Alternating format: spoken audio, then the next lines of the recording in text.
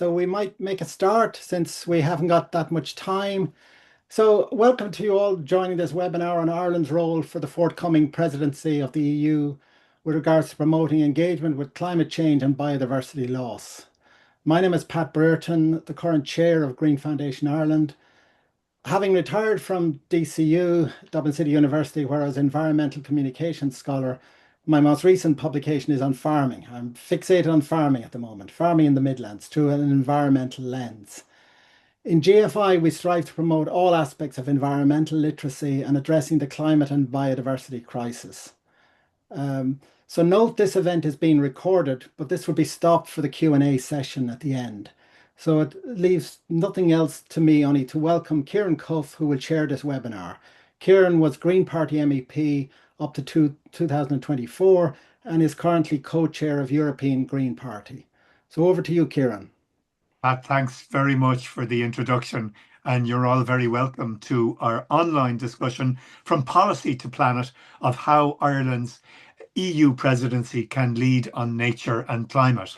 And this discussion is, of course, hosted by Green Foundation Ireland. With us are two experts on climate and European policy.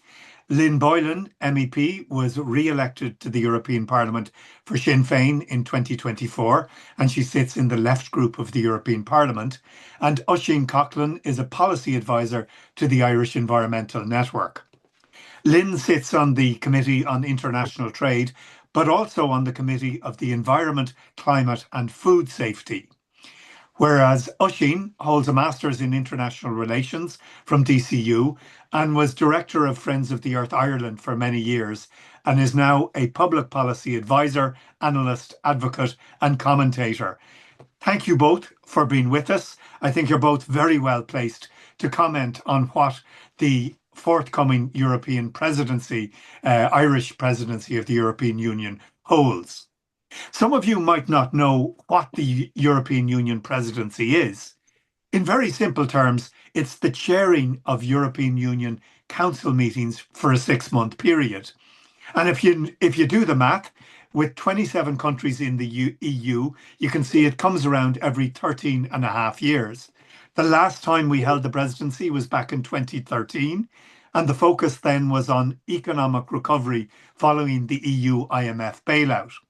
Since then, we've seen a lot of water under the bridge. We've seen Brexit, Trump, climate and biodiversity emergencies, COVID, war in Ukraine, genocide in Gaza, and the rise of the far right.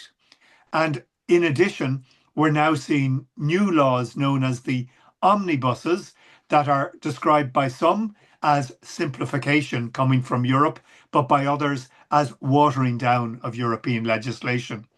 And who knows what the period ahead between when we next hold the presidency, perhaps in 2040, what this period might hold for change around the world and in Europe. What does the presidency involve? Well, very simply, the chairing of the meetings of the Council of the European Union.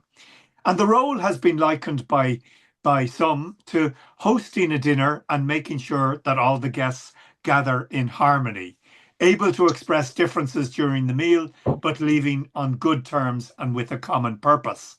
But as we all know, if you're not at the table, you're on the menu. So it is very important that civil society, and by that I mean non-government organisations, are at the table. And that means raising our voices between the 1st of July and the 31st of December, when Ireland is in the hot seat. And most Irish NGOs have a European umbrella body in Brussels, so it's a good time to talk with them. As an example, Birdwatch Ireland is part of BirdLife Europe and has a representation in Brussels. What is Ireland prioritising? Well, we have to take our cue from what's on Europe's agenda.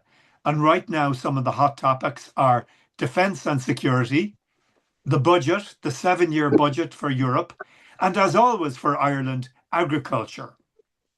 Looking back, the European Green Deal has become the Clean Industrial Deal with an increased focus on the digital economy and competitiveness.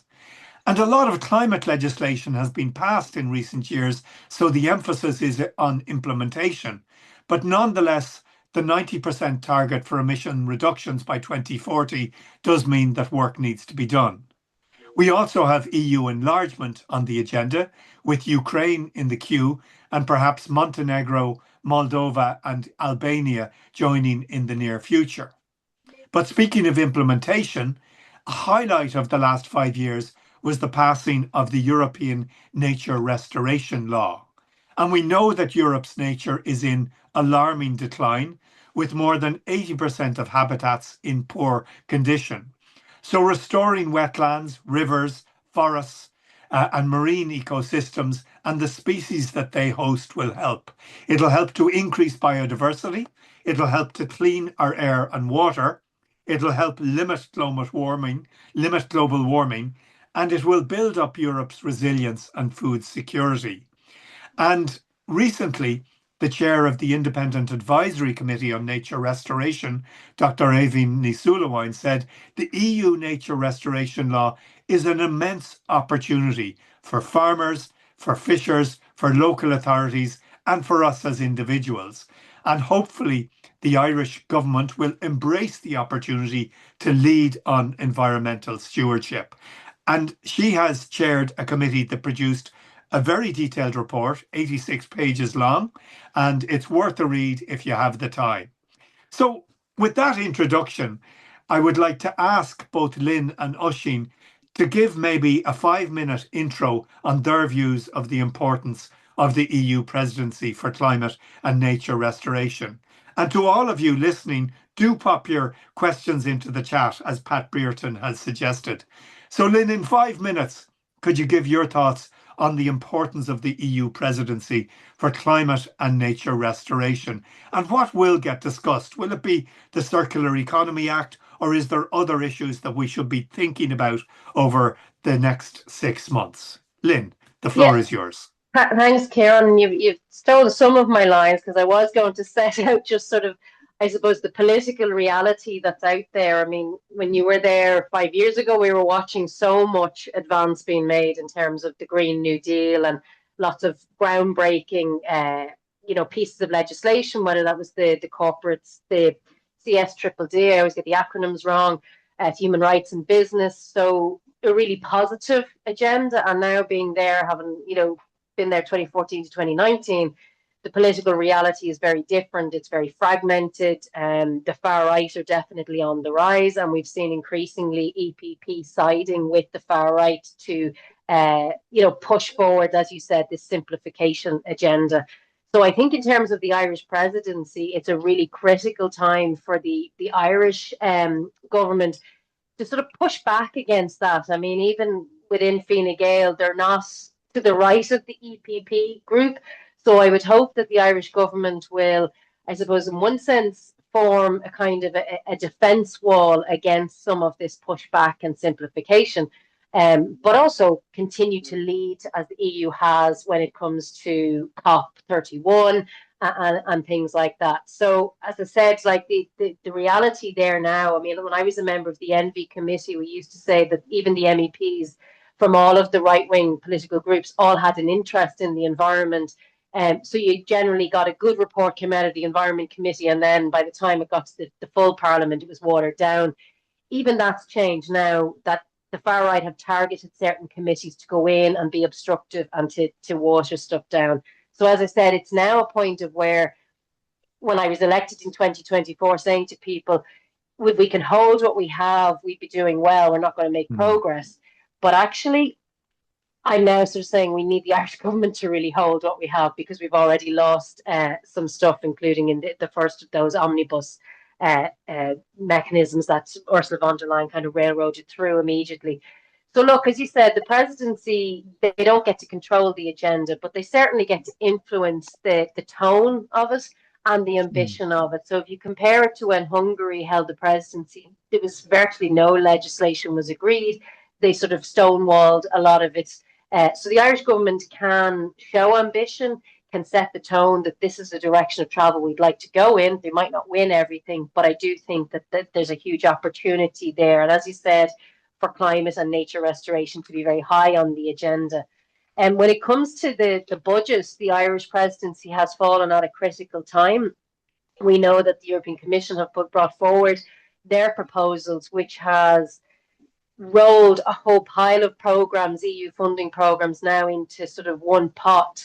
And I think that certainly the Parliament's position is better. It doesn't go far enough, in my view, but that we would hope that the Irish government would be pushing back against some of those proposals from the Commission, particularly around the life funding, biodiversity funding, and just transition, all of that that's now sort of been pooled into this one pot, which we'll get into, no doubt, in the Q&A. So I think that that's scope where the organisations who are here tonight to sort of really start ramping up the pressure now. You know, it's going to be July very soon. We need people to be putting pressure on the Irish government that they want to ensure that there's dedicated funding streams for climate, for nature, but for biodiversity. So, I mean, in terms of, I can go into the details on the budget, but I think more it'd be better to get it out in the Q&A. But as I said, for me, the biggest concern I have with where the presidency is and where there's scope for us to take advantage of the Irish being in the driving seat is around the budget and the changes that are coming down the road in terms of the budget proposals from the von der Leyen Commission.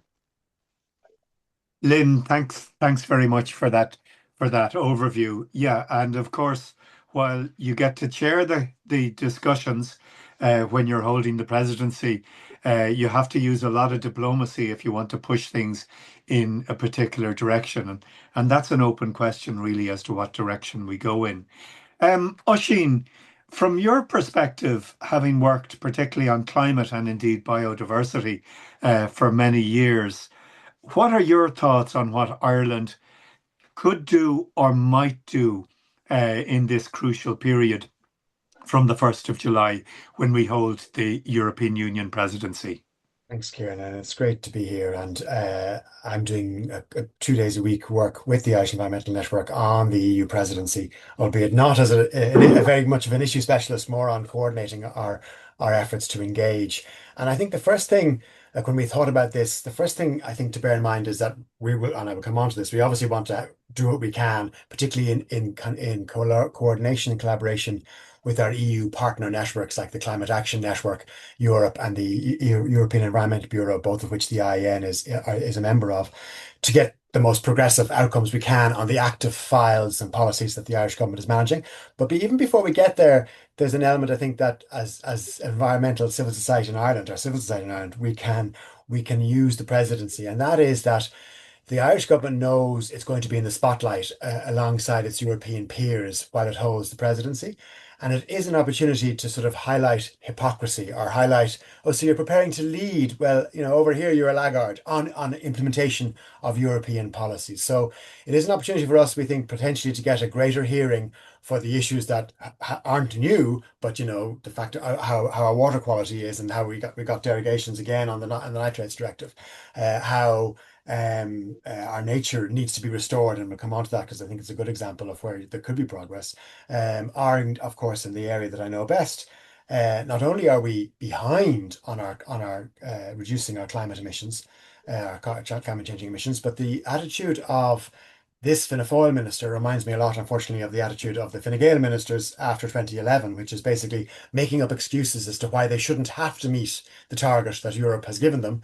And the current minister is basically saying he doesn't expect to meet the target for 2030, and he hopes the Commission, although it isn't in their gift, won't apply the financial penalties that apply under the existing climate regime if you miss your target and you have to buy credits from other countries. That's the first sort of line of compliance costs. And it's a bit, you know, given that, we'll come on to this, I'm sure, one of the files that is likely to land on the table of the council during our presidency is the governance regime to achieve the 2040 target. Now, it may not come till towards the end of the 6 months, so it may not be the meat of those negotiations. There will be climate negotiations, but the meat of that negotiation may not happen in our presidency. But still, how can we prepare to lead the discussion or preside or coordinate the discussion on how to have a governance regime for all the member states to meet the 2040 target when we're currently actively lobbying to be allowed to miss the 2030 target? So that's an obvious like it's open goal is the wrong word, but it's an obvious target that people like me cannot resist taking a shot at before we even get on to how Ireland manages the European policies itself. Like if it wants to have credibility around climate or around nature. So on nature, for example, the deadline for the draft nature restoration plan under the famous landmark nature restoration law that Irish government and Irish MEPs, including Fine Gael MEPs and EPP, went to some trouble to get across the line. The deadline for our draft plan is September, and probably the Irish government, often we're late with our plans, but you'd imagine the Irish government would be keen to get its plan in on time because it holds the presidency. And as you said, Evie Nusuluon produced a really good report with, crucially, buy-in from farmers, foresters, fishers, environmentalists, and scientists, like textbook social, multi-stakeholder social dialogue of the kind we should be having. At a time when, meanwhile, the government was giving in to people who were taken to the streets without that sort of structured dialogue because they weren't offered it. And yet the government needs to come forward with a plan and, of course, crucially, with the funding to make that plan a reality. So that'll be a real test whether the government is serious about nature at all. Again, even in sort of that hypocrisy space between what we are saying and what we are doing at a national level. And when it comes, just to finish the 5 minutes, when it comes to the actual EU files, you mentioned the MFF, and I'll come on to that. But even before we get to the sort of new files, that it's the general push to simplification through omnibuses. Let's call a spade a spade. This is deregulation, and it's such a shift from 5 years ago, as you said, Lynn. And there's real risks there to almost to all of the directives and laws and policies that have been what have driven improvement in the Irish environment over the last 50 years. They're all been put on the table one way or the other, and we're hearing disturbing reports that one of the things that's under review is the Habitats Directive and the Birds Directive, and indeed the Water Framework Directive. Disturbing reports that Ireland may be, as a member state now, not as presidency, supporting some of those efforts to water down or weaken those directives. It's not clear yet. It's not all happening in public, but we would be very, very concerned by that, as we are by the efforts of many member states to sort of, it's real shock doctrine stuff. Oh, Trump is a problem and competitiveness is a problem, so let's just do away with all the regulation. And as you said, Lynn, some of which they only passed 2 years ago, and some of which you were involved in with Kieran. So it's really, really concerning, and they're doing it again. It's the kind of a Steve Bannon tactic of flood the zone with shit. They're doing so much of it so fast that I don't know about the Brussels media, but certainly the national media and the national political systems are not even paying attention or keeping up with it, because of course we're all, well, distracted is the wrong word when it comes to war in Ukraine and genocide in Gaza and war in Iran, but we are preoccupied by other issues. So there's a real risk that there'll be long-term damage done, and the Irish presidency has to address those issues and hold the line, at least not be seen to go in with that. And then on the climate stuff specifically, I do think here the big negotiations on 2040 governance may not be done before December, but there is a review of the emissions trading scheme. There is a grids package, which need to be both fit for purpose, like keeping the regulation in place, driving progress as fast as possible on renewables, but not compromising nature protection either.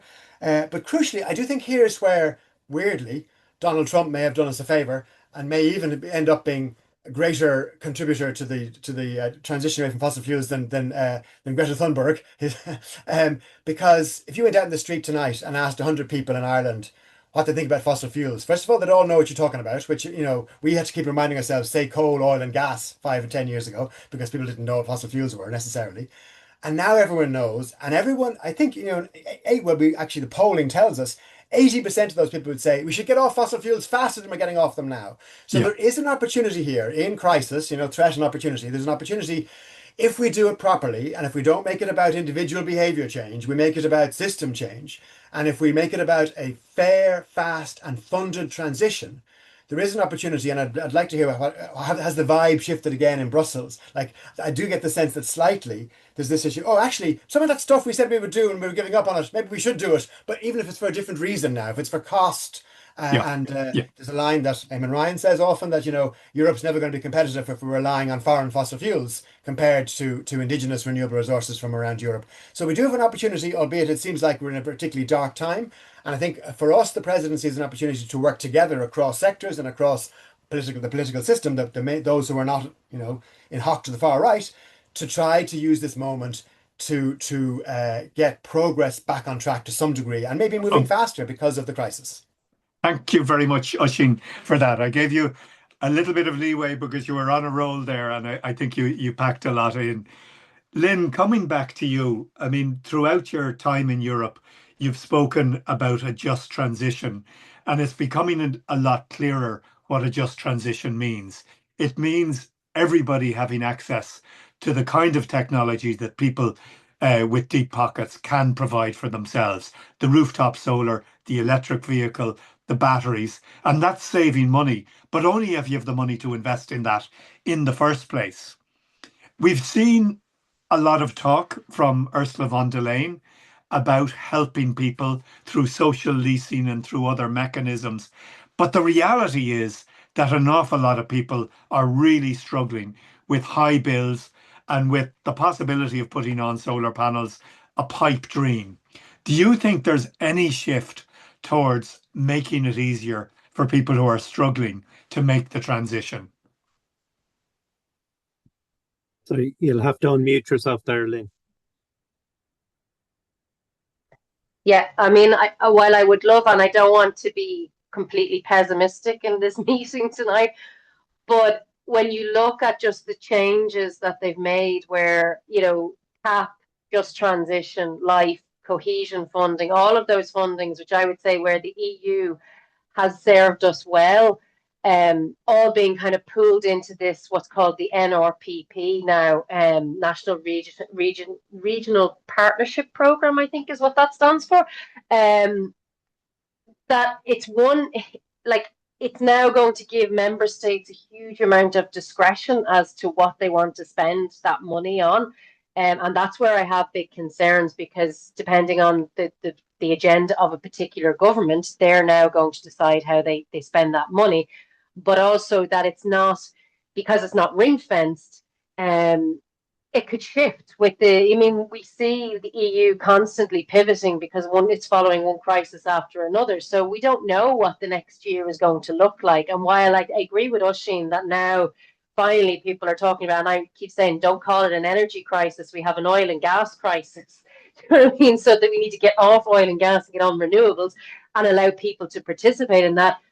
But that's just now, if something shifts in another direction. So I have real concerns that unless we start ramping up the pressure, and I'm saying it to every NGO that I'm going into, every organization, you need to join the dots in terms of the budget, because it'll be too late when it's negotiated, when we're given this fund and we're then having to go to the Irish government and fight for it, as opposed to saying this is the amount of money that's going to be spent on this particular area, whether that's CAP, just transition, life, cohesion funding.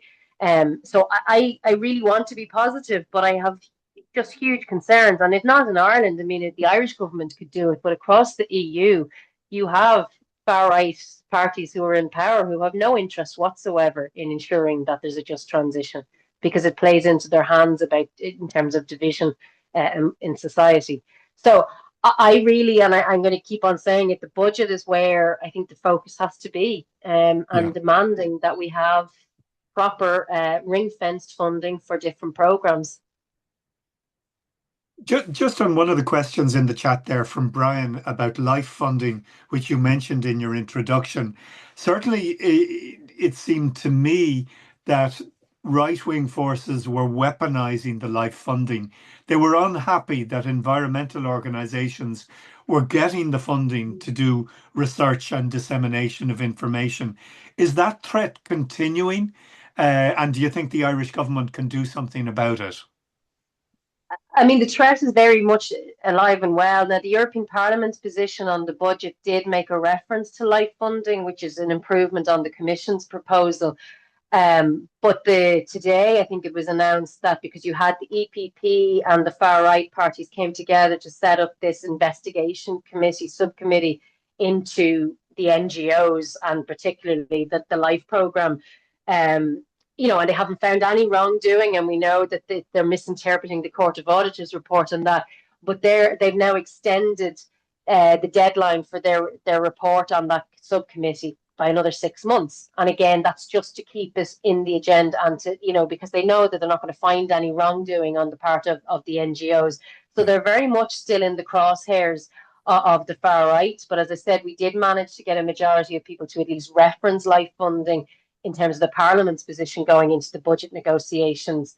But they are absolutely targeting the NGO sector. I mean, and you compare it like just in terms of life funding, the bulk of it goes towards the programs, whereas it's only a tiny, tiny percentage that actually goes to the operating costs of the NGOs that the far right are obsessed with. But if you compare, like, I think it's 15.6 million was spent in operating grants of NGOs under the last budget. You compare that to where the corporations are. The chemical industry alone has a budget of 44 million euros per year and 160 staff. Transparency International said 65% of meetings with the Commission are through corporate lobbyists. So, I mean, it was already an uneven playing field. And now, if we lose sort of that life funding and the NGOs being targeted in the manner that they're being targeted by the far right, well, then it's a very, very worrying vista altogether. Yeah. No, one of the things that I found extraordinary in 2019 was the depth of the lobbying and the extent of the lobbying on everything, on every single measure that you were voting on. I want to come back to climate for a moment, Oisín. There's a question in there from Sarah Hurley, looking at the vote last night in favour of the critical infrastructure bill.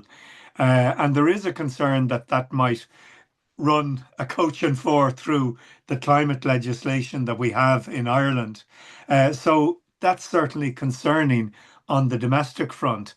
And yet what surprises me in Brussels is that a 2040 climate target was agreed, a 90% reduction. And I was really quite stunned to see that a 2040 target was agreed, even though the omnibuses are pushing back on many levels in other climate initiatives. But Oisín, would you be is the glass half full or half empty on climate in Brussels from your perspective, or indeed on the domestic front? Yeah, well, I that's a very good question, and I try to be well. I'm not trying to be glass half full. I think it's very challenging right now. I just want to say one word about the life question, because you guys were mentioning it. I do think that the Irish government, both at certainly the Department of Environment, but actually as far as I've heard, also the Taoiseach himself, they are both favour ring fencing of life funding. Now, to what degree they can execute that, but particularly as presidents and the honest broker role.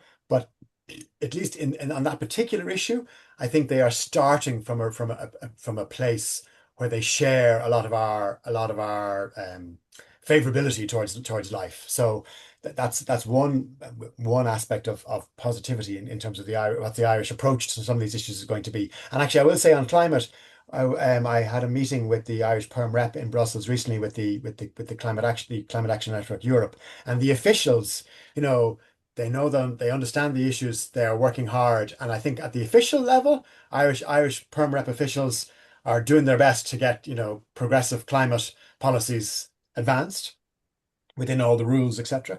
But I think the issue is really a political one. And to Sarah's question, I don't know. The government, I think what's happening, because the government, both the Irish government and, as you said, the EU regime are not reneging on the targets yet, but they're undermining most of the levers, or most of the government are trying to undermine a lot of the governance regulations that kind of push us to actually do the things we need to do to reduce emissions.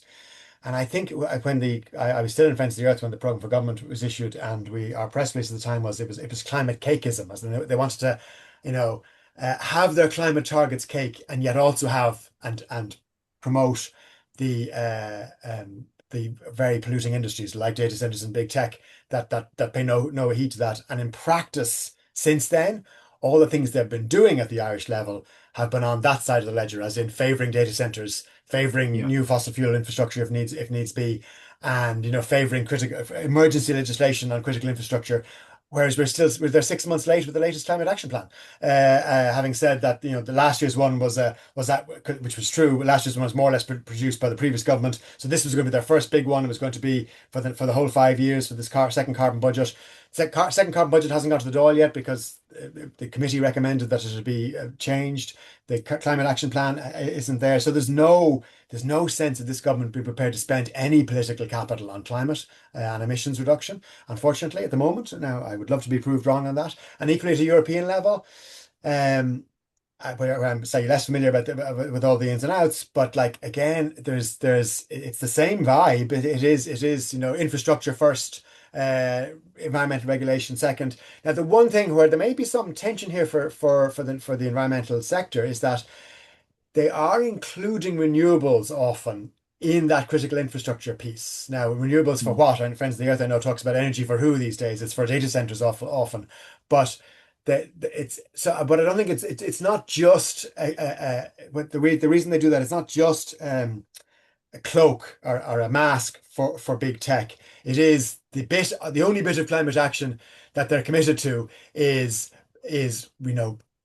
accelerating renewable energy, but without necessarily any attention paid to community engagement, community benefit, community ownership, and without any attention paid to nature protection. So there are risks there, but that may cause some tensions for the environmental movement because we want renewables to happen fast and be accelerated, but we also want to protect nature. I will say just one more time, I do think that the shift, that the fossil fuel framing is the one place where we can maybe get some leverage over them. And it was interesting that although he didn't go in the end, that the Santa Marta conference on the transition away from fossil fuels, and Ireland will be also convening the member states during the UNFCCC COP. That there is some momentum, some energy in that parallel process around the Santa Marta conference and the transition away from fossil fuels roadmap that they couldn't get through the COP itself last year. And Ireland has now volunteered to co-host the next one with Tuvalu next year. And again, if nothing else, that gives us another lever to beat them over the head. But you want to help run an international conference on transition away from fossil fuels? Where is your plan to do it here? We've no plan to transition away from fossil fuels here because the climate action plan is late. And I will say one last thing: the programme for government again has really strong words on fossil fuels, words that any of us on this panel would have happily written, and it commits to decisive action to radically reduce our reliance on imported, expensive fossil fuels. Simple, straight language. Couldn't be happier with it. They just aren't doing it. So Yeah. it gives us a stick to beat them with, if nothing else. No, absolutely. Looking at the questions coming in the chat, there's a common theme in some of the last questions around food, community gardens, soil, fertilizer.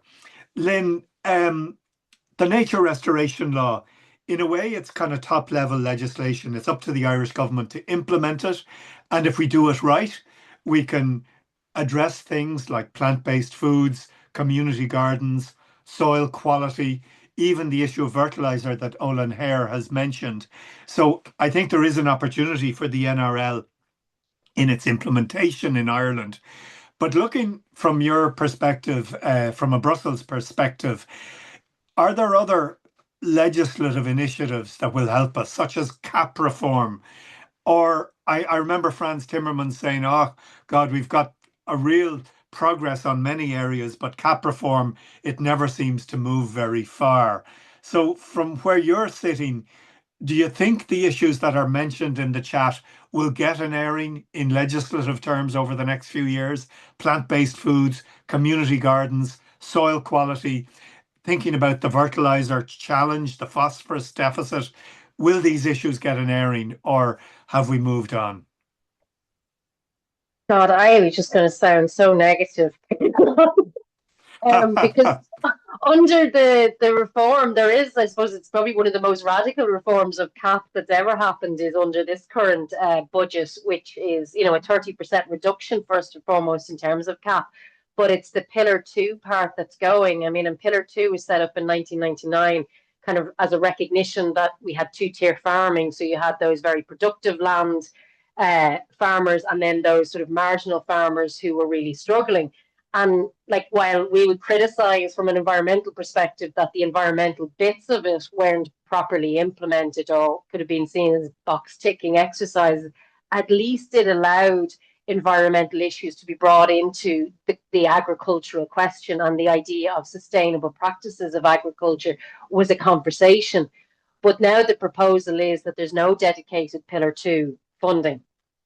So there'll be no minimum financial allocation on member states to ensure that it's ring fenced around environmental measures or protection of biodiversity. So all of that is now gone in terms of the Pillar 2. And it's all being merged into what's called cohesion and development, which will be managed on a national level. So again, you could hope that we can pressure the Irish government to prioritise nature restoration. I mean, and I got into trouble over my tweets, as you'll remember from that election campaign. I completely support the nature restoration, but I shared the concerns that where was the funding for it, because this was an alternative funding model for marginal farmers, and now that seems to be coming to play out, that there isn't the funding. So it is very, very concerning. In relation to the fertilizer, there's a discussion going on now to try and gut the CBAM regulation around. The Commission's come forward with this proposal, Article 27A, and I've seen the IFA are calling for it, and Independent Lynn, Ireland might I just intervene to just yeah. tease out the acronym? CBAM, the Carbon Sorry, Border Adjustment Mechanism, is essentially a law that says if you import stuff into the European Union, you have to pay the carbon price on it, because there was a real danger that EU producers would be undercut with cheap fertilizer or steel or cement coming from Turkey or coming from elsewhere. So the CBAM is really a way of ensuring that we take into account climate, but you're saying that it's under attack.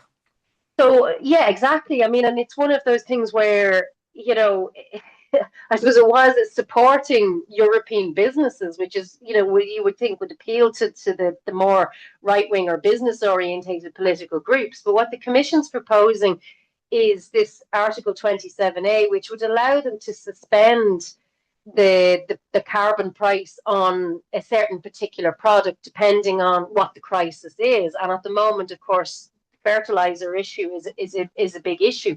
And it's being exploited by some to say, oh, yeah, we absolutely support this Article 27A, where there's lots of other things that the EU and member states could be doing around fertilizer use and reducing costs for farmers, so we have food security. But at the moment, from a positive point of view, because I'm the rapporteur for the Trade Committee on the CBAM, and I'm the shadow on the Envy Committee, we so far have consensus across the MEPs to not support this 27A, because effectively, I mean, it'll be constantly be used by whichever member state has a crisis, whether it's Germany and steel. And so it's just one of those things where you're going to leave yourself open to being coerced, or if you're going into a trade negotiation with a country that has a product that doesn't like CBAM, they'll be saying, well, we want this applied to use Article 27A. But it is one that I'm really concerned about, because, again, the farming lobbies are saying you must support this 27A, even though it wouldn't give any reduction in fertilizer prices until the end of 2027 at the earliest. And there's lots of other things we could do around supporting farming techniques that reduce the use of fertilizer in the first place. So in answering those questions in terms of nature restoration funding, I'm really concerned about the Pillar 2 being gone. On CBAM, I think you need to encourage all Irish MEPs to support not allowing that 27A amendment to go into CBAM, because it will just be exploited at this stage, fertilizers, but it could be something else next year. Yeah, thank you for that. I want to bring it back to the money for the next few minutes. It's a bit of a mouthful, but the multi-annual financial framework is essentially the European budget, and it covers 7 years.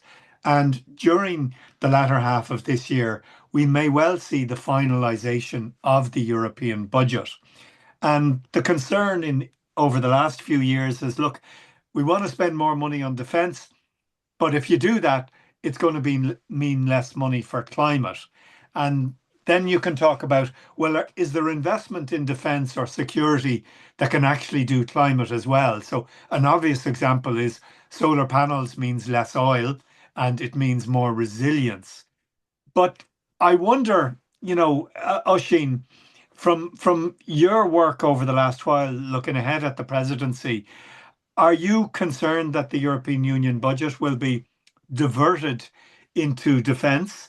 And are you concerned at the kind of the one-off payments um, that are being paid out by governments to deal with the spikes in oil and gas?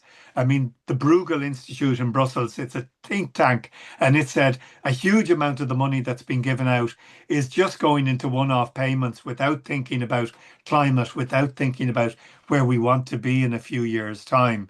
But has the issue of the budget um, uh, loomed large for you in the work that you're doing on the presidency? And to answer your question, am I concerned it will get diverted to things like defence? Will the European budget, the MFF, get diverted? The short answer is yes, we are concerned about that. Um, and it's a very complex, the 7-year budget is a very complex piece, and they were trying to present it as being an increase in the budget, although it's not as simple as it looks. And there's payments back on loans that were taken out during the COVID period and so on. So the budget isn't much bigger than it was.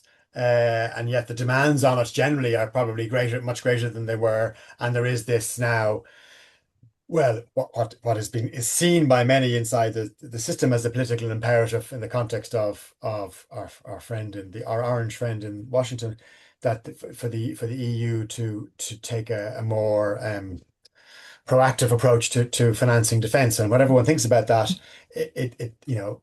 if that's the priority and they don't increase the overall budget or increase new forms of financing or a windfall tax on those fossil fuel companies that are making billions a day since the Iran war, then funding for other things will be lower. That's just maths.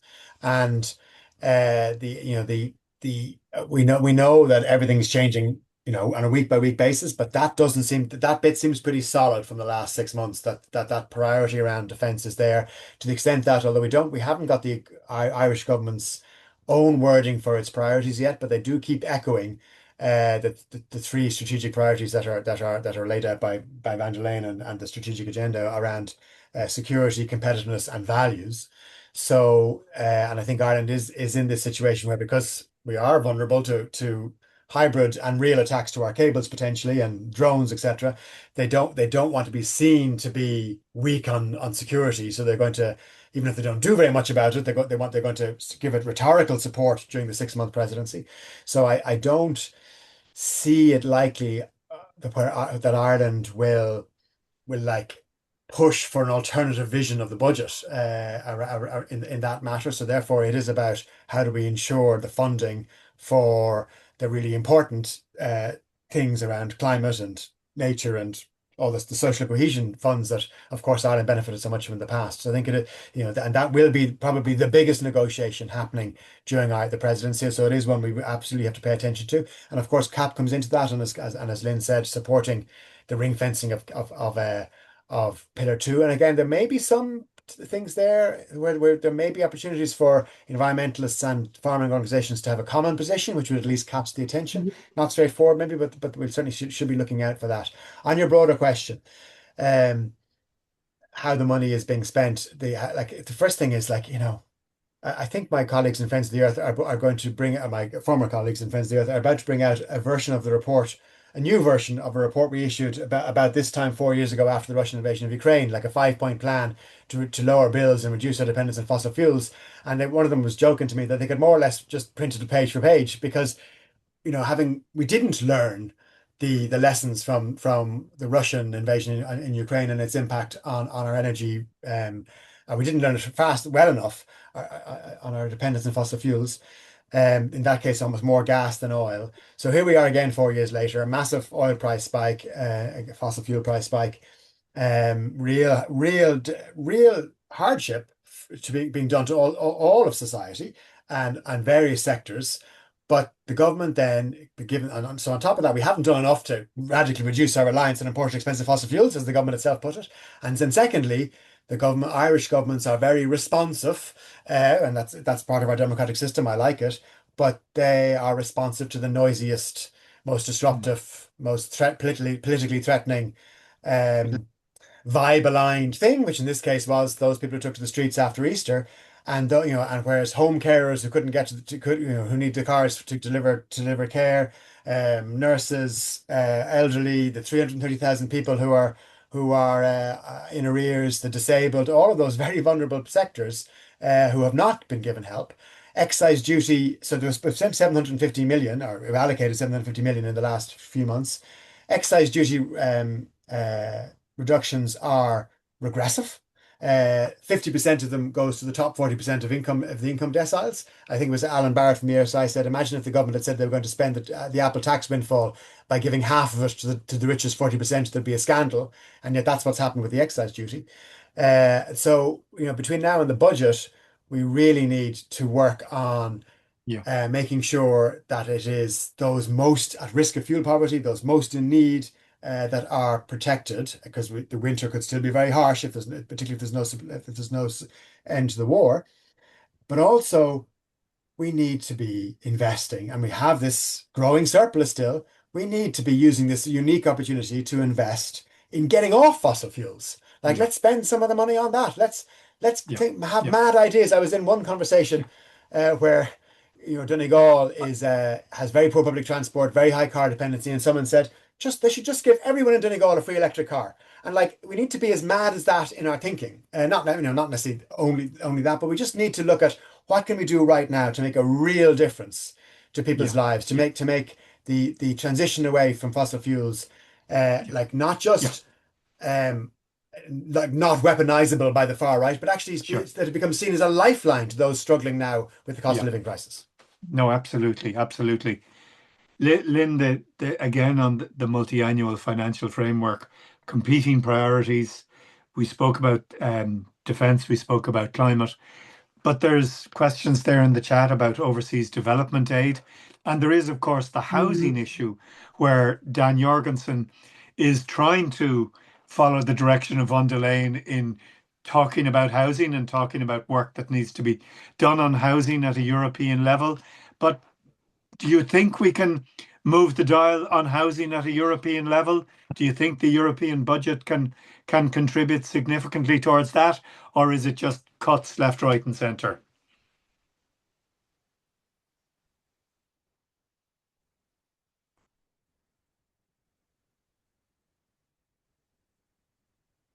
Can you hear me? I can indeed. And did you hear my question? I think it froze there for a second. Yeah, sorry. I mean, I heard a bit about the housing part of it.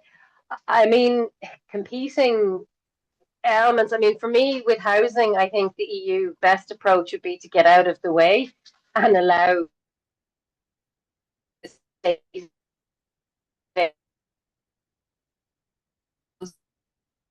to be disapplied. And can you hear me? Maybe turn off your video for a minute, Lynn. Yeah, turn off the video actually. Can you hear me now?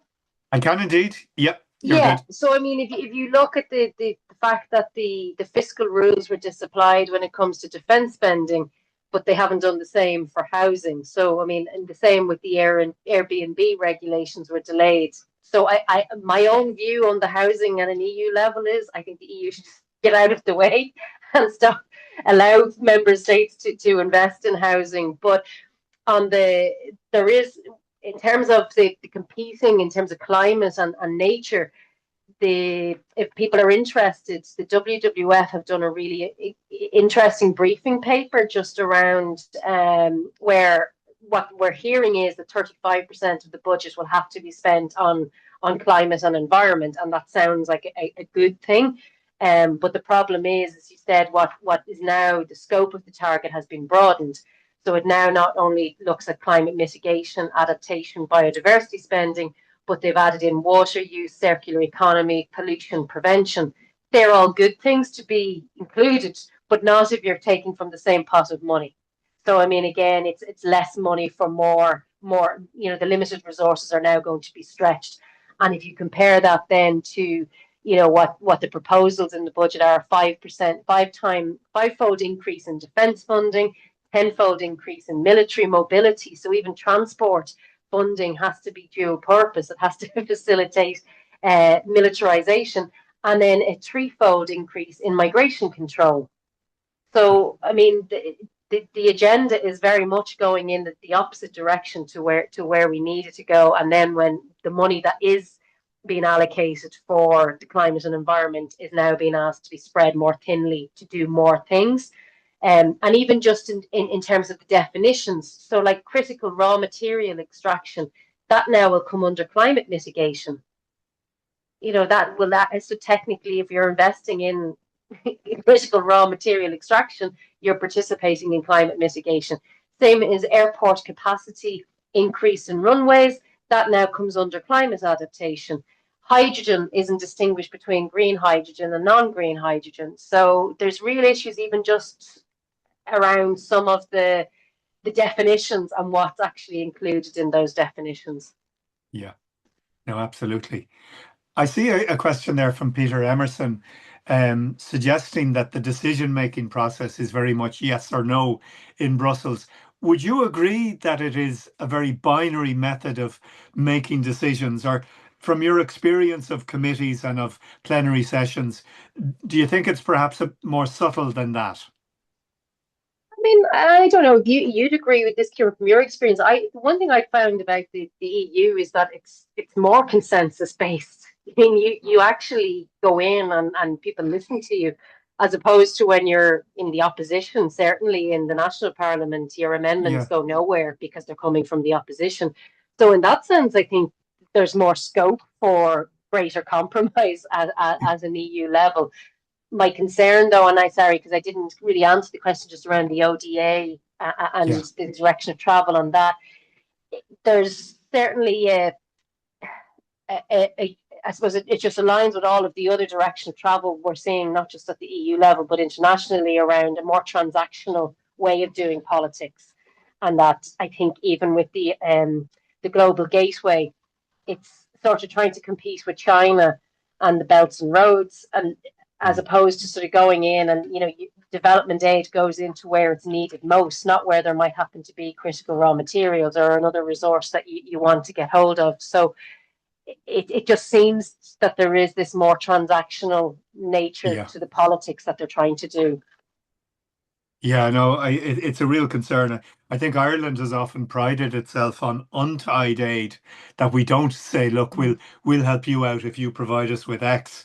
But I mean, and even there's an example of that we just voted on last week, which was the generalized GSP is the acronym. Unfortunately, I'm trying to think of what it stands for, but it's around the really, really poorest countries getting preferential tariffs at the EU. Like you're talking about the poorest of the poorest countries. And what we've just voted, I mean, I voted against it, but what has just passed is that it's now linked to remigration. So taking back people, and which goes against WTO rules, but we're not in a rules-based system anymore.